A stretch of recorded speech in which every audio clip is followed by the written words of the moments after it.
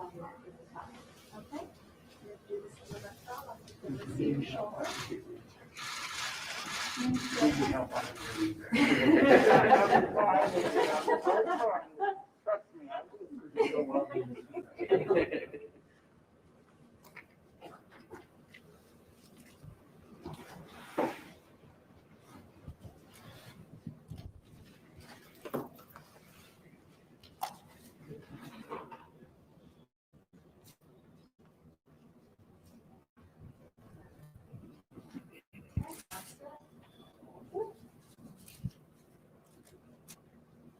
Nothing to it.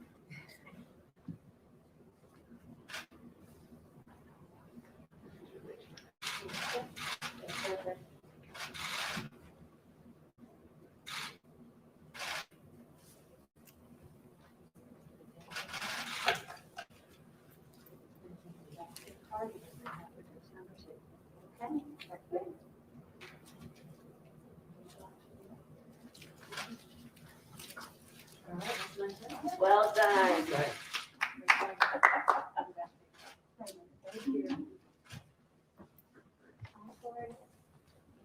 Hey, how are you?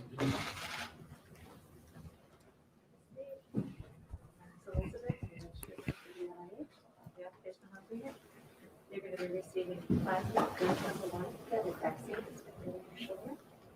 Plastic side attached. You have a swelling, vomiting, fever, headache, all. Okay. When we're done, you have the vaccine card.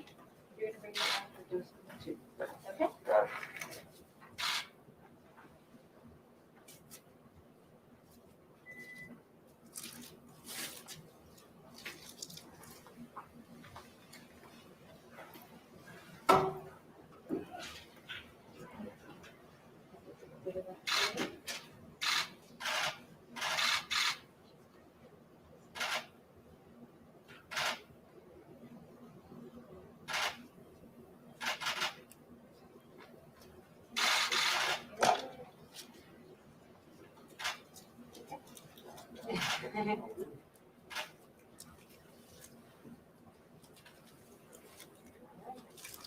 Thank you very much.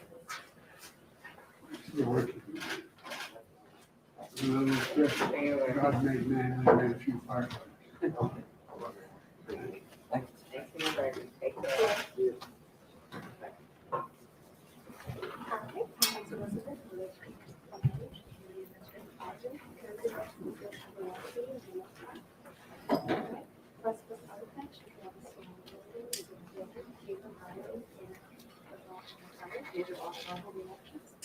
Dose number 2 is in 21 days. I'm going to give you a vaccine card. You can bring that back. You have dose with the venom. And I'm going to see the top of your shoulder. Really be when you get a shot, tell me. I think I'm going to get one.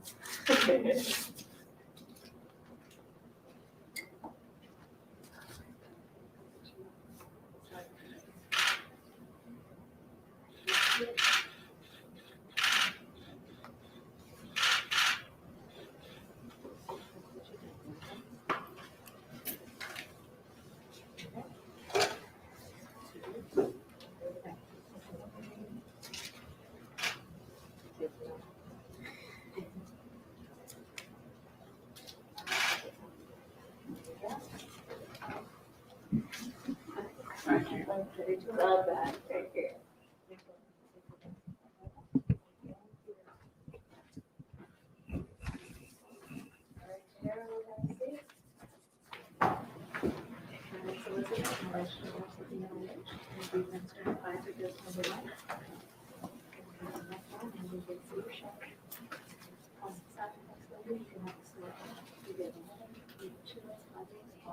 Okay? Your vaccine card will bring up, and hold on to that, bring back to dose number 2, which is due in 21 days. Okay?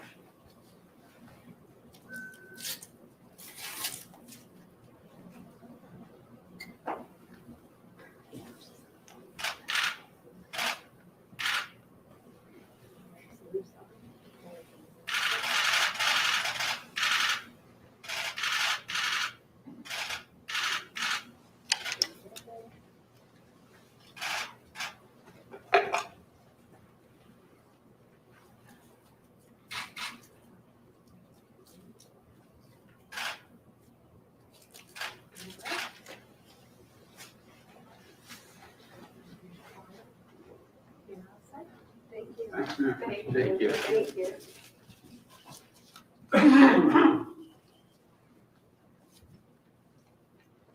Me? Yep.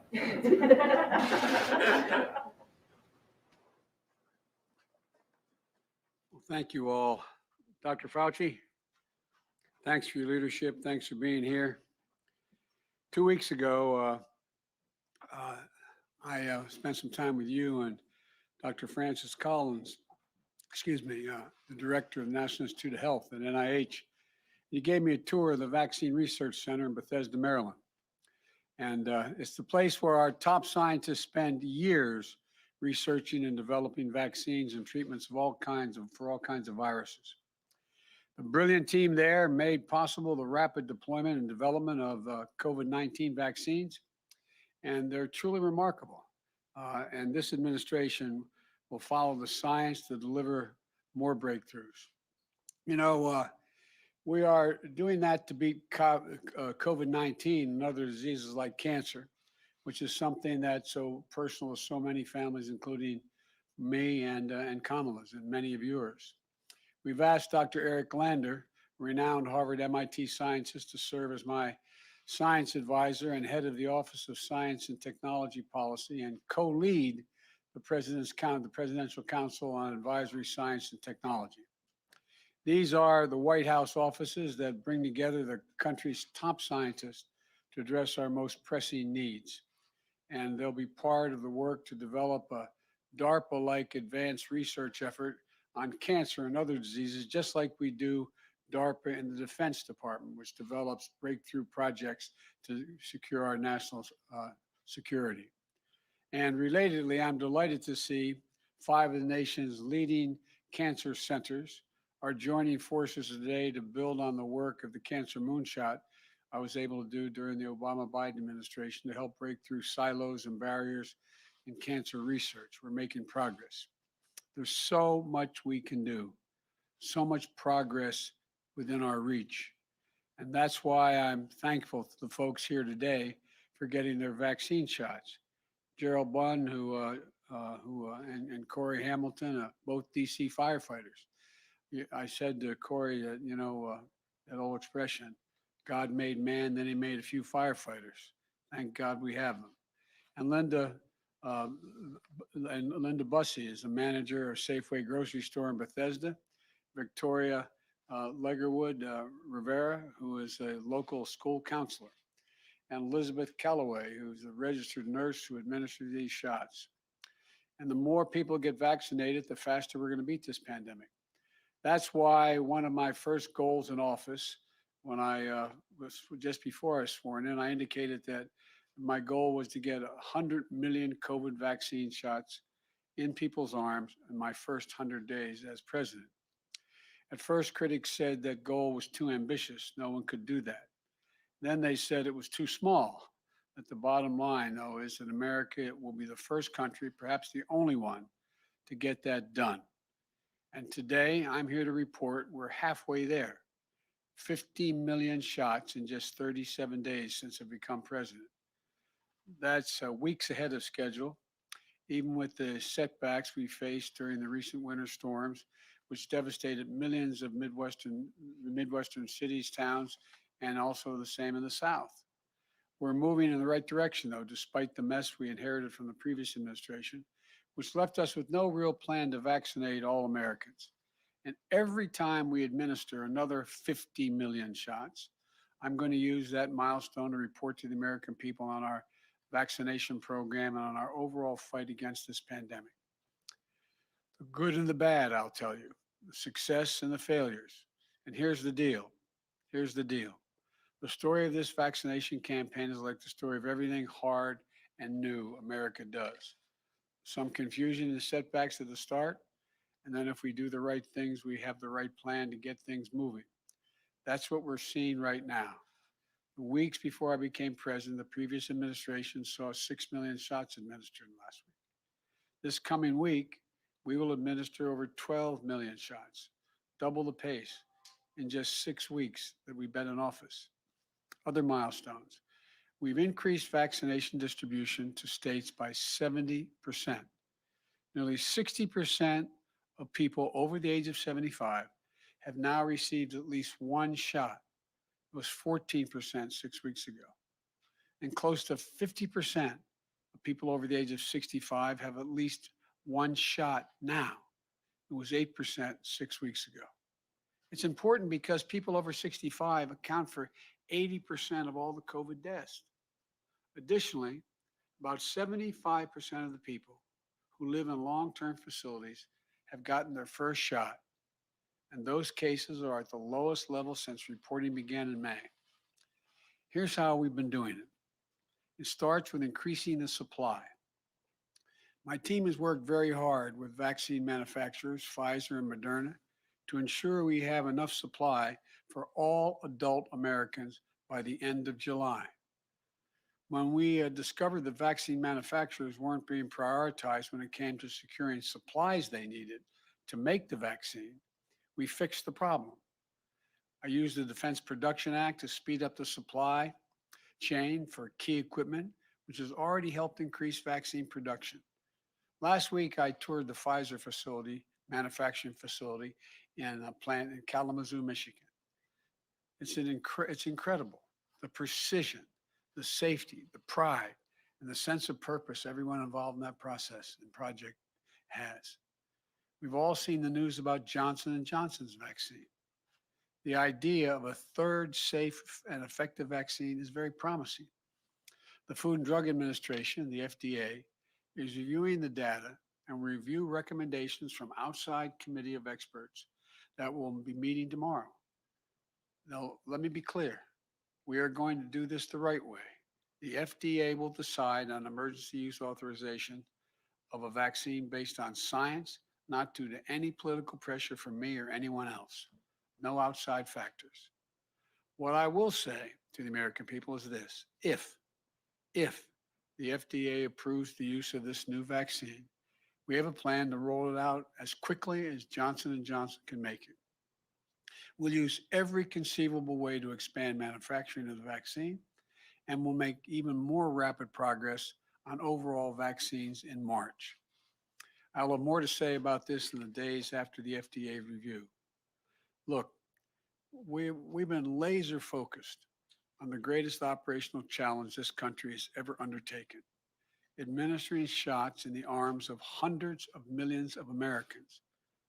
We're increasing the number of vaccinators. One we found was you may have the vaccine, but not enough people to put the vaccine in someone's arm, like you just saw. We brought back retired doctors and nurses. We've already deployed more than 1,500 medical personnel you see during national disasters from the Federal Emergency Management Agency, FEMA. And we commissioned our commission corps from the Department of Health and Human Services and the Defense Department, including the National Guard, supplying vaccinators. We're lining up thousands more to do the vaccinations. We're also setting up more places for people to get vaccinated. As of today, we provided $3.8 billion to states, territories, and tribes to create hundreds of new vaccination centers and ramp up the existing ones that are there already. We're working with governors across the country in red and blue states to bolster their efforts to stand up hundreds of vaccination centers, from stadiums to community centers, houses of worship, large parking lots. We're providing personnel and equipment and covering the costs for the states, including for the use of their National Guard, which they're incredible.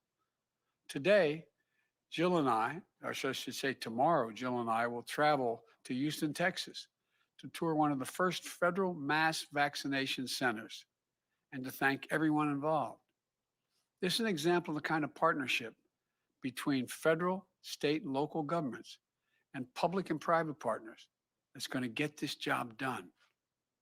We also sent millions of vaccines to thousands of local pharmacies all across America to make it easier for folks to get the vaccine shot like they would their flu shot, going to a familiar place, familiar folks that they can trust and know to get the shot. And for folks who don't live near a vaccination center or a pharmacy, we're deploying mobile units. These are special vehicles and pop-up clinics that meet folks where they live and where they don't have transportation to get the shots, to get to the places to get the shots. We've also started to send vaccines directly to community health centers to help the hard to reach folks in cities and small towns and rural communities, in Black, Latino, Native American communities that have higher rates of COVID infections and deaths than any other groups. As a result of these round the clock efforts, in 5 weeks, America's administered the most shots of any country in the world, with among the highest percentage of population fully vaccinated. That's progress we promised. It's also true that while COVID-19 vaccinations are up, COVID cases and hospitalizations are coming down. But I need to be honest with you. Cases and hospitalizations could go back up with new variants as they emerge. So I want to make something really very clear. This is not a time to relax. We must keep washing our hands, stay socially distanced, and for God's sake, wear a mask. Some of our progress in this fight is because so many Americans are stepping up and doing those things. The worst thing we could do now is let our guard down. Of course, it's my hope to come back in the next report that after we've done another 50 million shots before the end of my first 100 days. But here's the critical point. As hard as it is now to believe, we're going to hit a phase in this effort, maybe as late as April or May, where many predict that instead of long lines of people waiting to get a shot, we'll face a very different scenario. We'll have the vaccine waiting. We'll have ramped up vaccine supplies. We'll have folks to administer the shots to the most of the people who aren't eager to get the shots. At least that's been the prediction. I don't think it's going to happen. I think more people see other people getting the shots. It's going to build confidence. But at the same time, there are people who live in hard to reach areas who can't get them. And there are folks who are hesitant to take the shot in the first place. We all know there's a history in this country of subjecting certain communities to terrible medical and scientific abuse. But if there is one message that needs to cut through, it's this. The vaccines are safe and effective. And I believe as you see your neighbor, your husband, your wife, your son, your daughter getting it, that you will be much more inclined to get it. Listen to Dr. Fauci. Listen to the scientists who developed these vaccines and the extensive and rigorous review they went through. I did. I took my shots publicly to demonstrate to the American people that it's safe and effective.